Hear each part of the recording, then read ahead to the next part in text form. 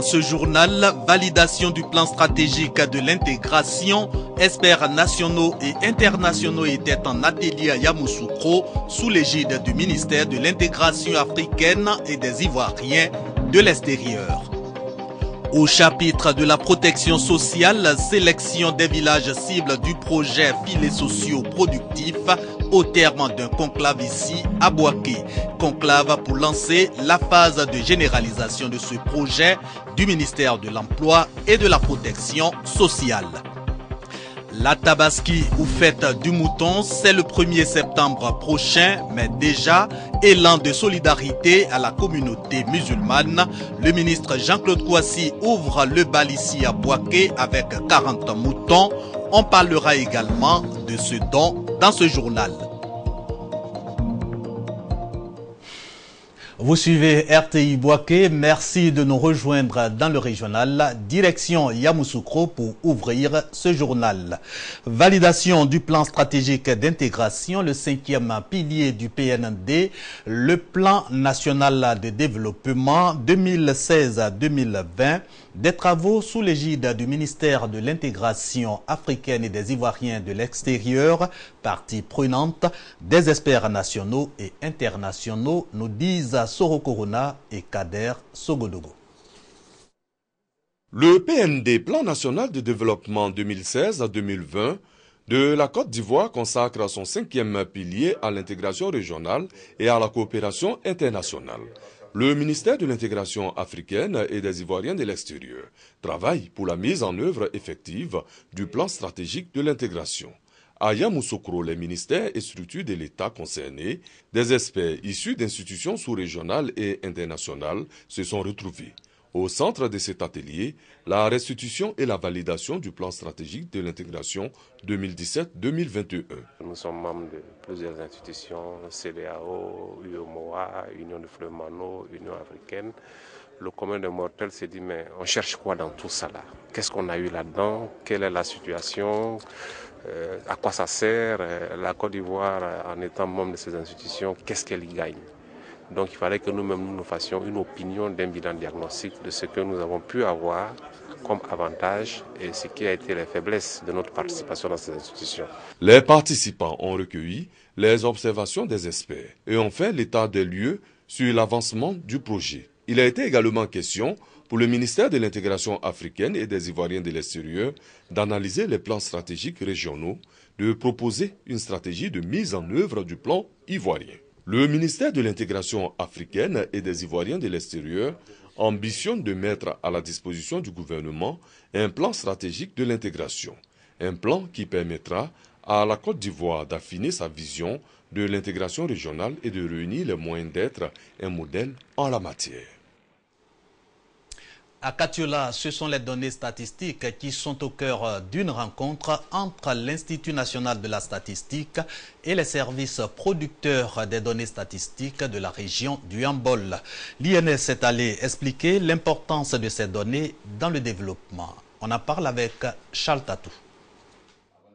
Des travaux de présentation de l'annuaire statistique ont marqué la présence des responsables de l'Institut national de la statistique dans la ville de Katiola, chef-lieu des régions du Yambol. L'un des éléments essentiels en tout cas de la gouvernance de l'INS, c'est de faire en sorte que les statistiques soient mises à disposition à la fois en région mais au niveau national. Et il est important à chaque fois qu'on franchit des étapes, qu'on fasse un point sur les avancées que nous avons réalisées et les faiblesses que nous avons, et c'est justement les statistiques qui permettent de mesurer les avancées que nous avons réalisées, de mettre en évidence aussi les faiblesses que nous avons pour pouvoir les corriger à temps. Certains chefs de services publics peinent encore à fournir des données fiables dans leur domaine d'activité. Aujourd'hui, nous validons l'annuaire parce qu'il y a beaucoup d'entreprises qui ont répondu. Ils ont validé l'annuaire, les informations qu'on a pu recueillir auprès de ces administrations, nous allons leur montrer. Ils vont porter les critiques et puis pour qu'on puisse avoir à la fin un document final que nous allons distribué à toutes les personnes.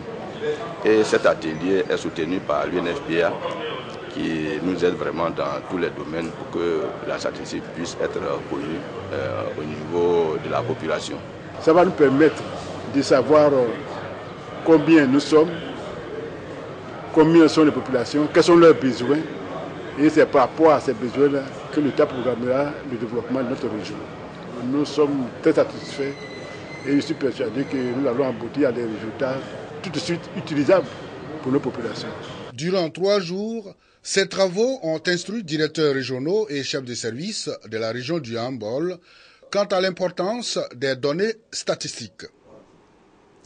Refermons la page développement du côté de Sakassou avec cette remise d'infrastructures. Il s'agit du centre de santé et du marché couvert d'Anoufoué-Bonou. Coût de cette réalisation, 40 millions de francs CFA. La mairie de Sakassou, l'investisseur a remis ce samedi ces 2 équipements aux populations, lesquelles ont choisi leur nouveau chef. Anoufoué-Bonou, tout d'un village moderne. Groupe scolaire, électricité, eau potable, bref, mais se soigner, un casse-tête chinois dans cette localité située à seulement 10 km de Sakassou. Quand on est malade, ça reste compliqué. Comment vous partez? Souvent en moto, c'est pas facile, c'est tellement dit, c'est pas facile. La réponse au calvaire des populations d'Anoufoué-Bonou, la voici. Ce centre de santé réalisé par la mairie de Sakassou qui a aussi construit ce marché couvert. Au total, 40 millions de francs CFA investis pour réparer une injustice.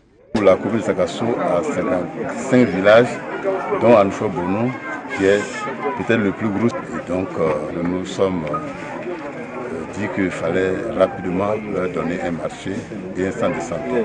Offrir sur place des soins de qualité et faire d'Anoufoué-Bonou un pôle de développement par l'écoulement de ses produits agricoles, le centre de santé et le marché, 2 infrastructures au programme de l'association pour le développement d'Anoufoué-Bonou qui pousse un ouf de soulagement. Après la réception des clés, il faut qu'on équipe. Dans les 60 jours, le centre de santé sera ouvert. Parce que j'ai pris un engagement tout à l'heure pour mettre à disposition de l'infirmier son logement. À Anoufoué-Bonou, ce sont environ 2000 âmes qui ont unanimement désigné le fonctionnaire de police, Assiené Kwame Justin, pour succéder au chef de ce village communal décédé depuis 2008. Ce choix au terme d'une consultation populaire diligentée par la mairie de Sakassou. Venons-en au deuxième grand titre de ce journal, la sélection des villages cibles du projet filets sociaux productifs. C'est un projet du gouvernement pour améliorer les conditions de vie des populations dites défavorisées. Mais comment choisir ces villages, du moins ces ménages? Eh bien, un atelier vient de se tenir ici à Boaké. Il a répondu à la question par un tirage au sort. 242 villages issus des régions de Worodougou, Bunkani, Béré, Beke et Hambol, sélectionnés pour l'enquête test de revenus par approximation. Un test pour choisir les villages bénéficiaires du projet filets sociaux productifs. Ce transfert monétaire est un plan de la stratégie nationale de protection sociale. Le projet filets sociaux productifs vise à améliorer les revenus des populations jugées plus pauvres du pays.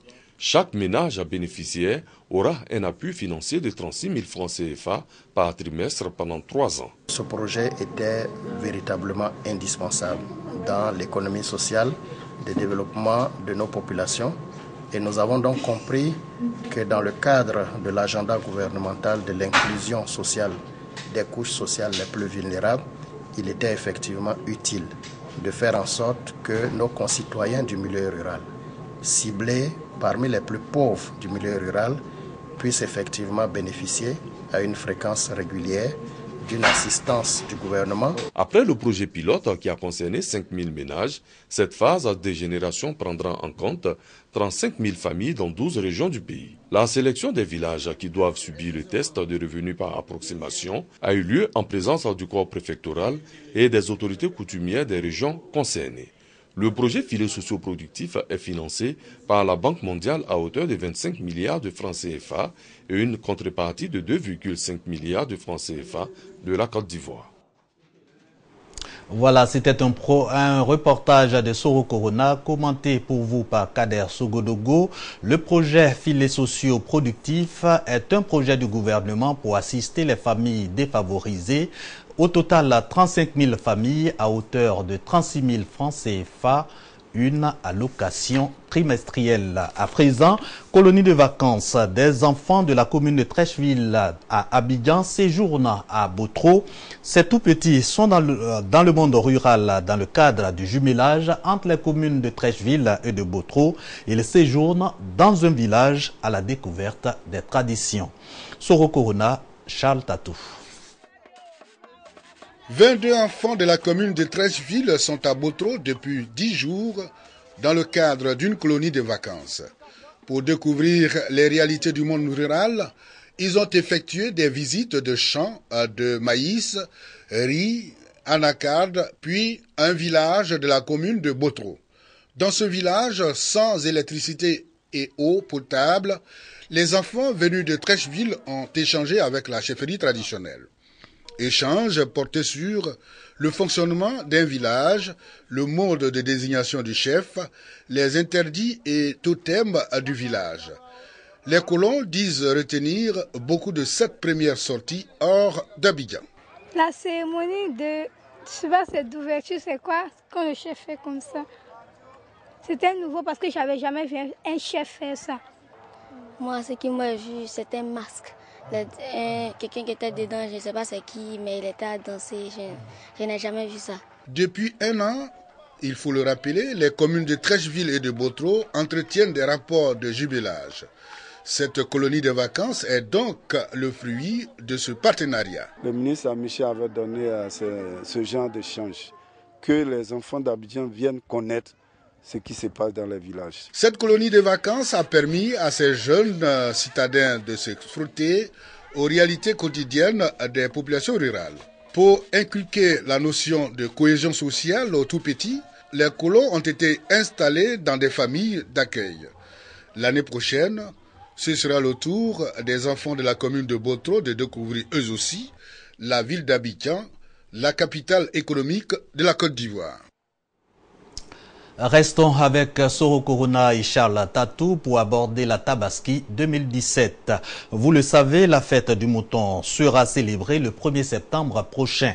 C'est un grand moment de partage et de solidarité à la communauté musulmane, leçon bien comprise par le ministre de l'Emploi et de la Protection sociale.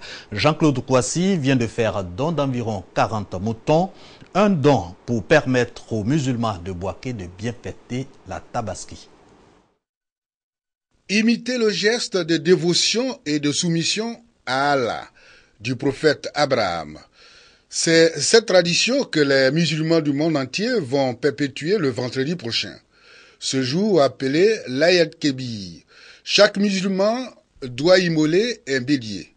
Pour permettre à un grand nombre de musulmans de sacrifier à cette tradition, le ministre Jean-Claude Kouassi offre des moutons à la communauté musulmane de Bouaké. C'est une tradition, le ministre Jean-Claude Kouassi, depuis près d'une quinzaine d'années, à l'occasion de la célébration de la Tabaski, le ministre apporte son soutien et accompagne les fidèles musulmans dans cette période de recueillement et de prière.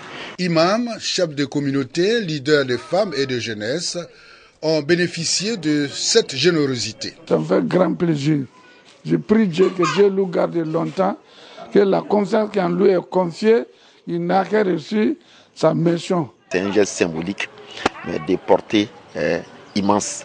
Nous prions le Seigneur pour que vraiment, par ce geste-là, par cette offrande, le Seigneur puisse accorder à notre pays la stabilité, la paix et la prospérité. Le Saint-Coran recommande aux plus nantis de venir en aide aux pauvres en cette période de commémoration du geste de dévotion d'Abraham. La Tabaski, fête du sacrifice et du partage, est l'une des plus grandes de la religion musulmane.